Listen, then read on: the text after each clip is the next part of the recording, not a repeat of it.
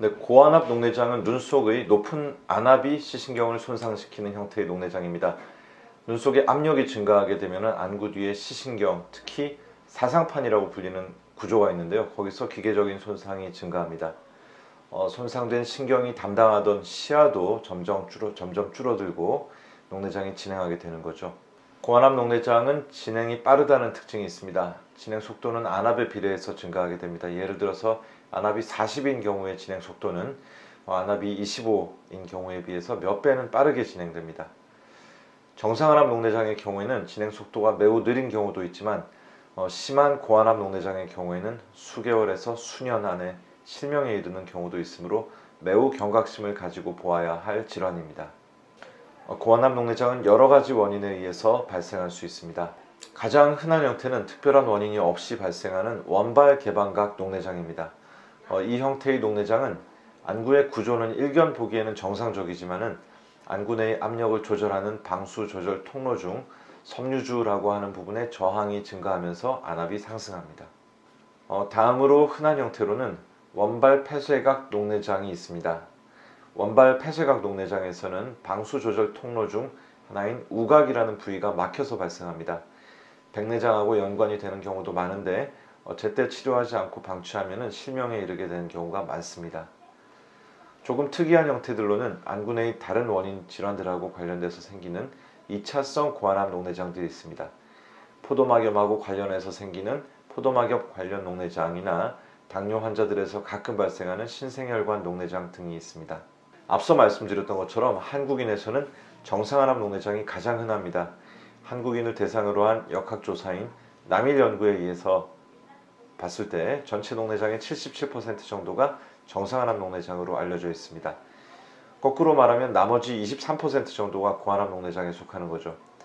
고안압 녹내장은 동양인에서는 서양인이나 흑인들보다는 빈도가 비교적 낮은 편이지만 안압을 빨리 떨어뜨리지 않으면 치명적인 손상이 역시 발생하기 쉬운 질환이므로 매우 주의하여야 하겠습니다. 정상안압 녹내장에서는 안압뿐 아니라 안혈류 같은 다른 위험 요인들이 관련되는 경우가 가끔 있다고 말씀을 드렸습니다. 그리고 안압도 별로 높지 않기 때문에 진행 속도도 느리고 그래서 정상안압 녹내장에서는 약물 치료가 중심이 된다는 말씀을 드렸었죠.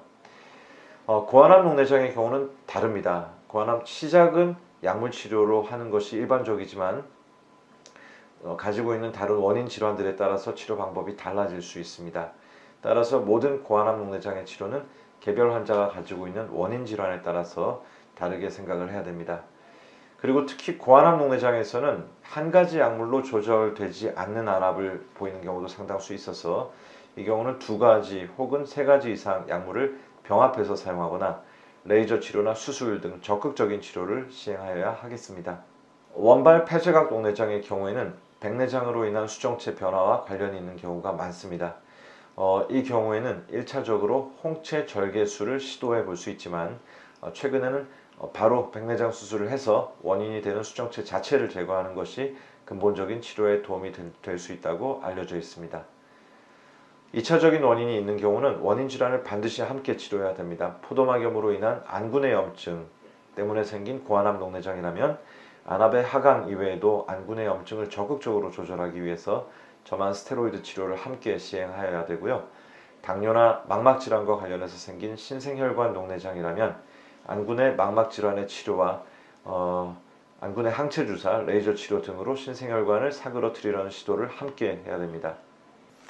네, 오늘은 고안압 녹내장의 특징과 치료 원칙들에 대해서 간단하게 살펴보았습니다. 여러분들에게 조금이라도 도움이 되었으면 좋겠습니다. 여기 보이는 센트럴 서울안과 녹내장 TV 채널을 구독하시면 앞으로도 더욱 많은 정보들 업데이트 되는 것 받아보실 수 있습니다. 감사합니다.